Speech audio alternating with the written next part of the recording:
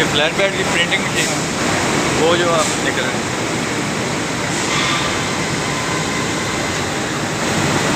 इसमें भी ज़्यादा से ज़्यादा 12 कलर प्रिंट कर सकते हैं।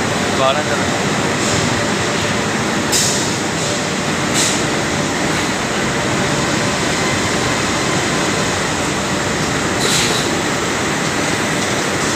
ये बनाई है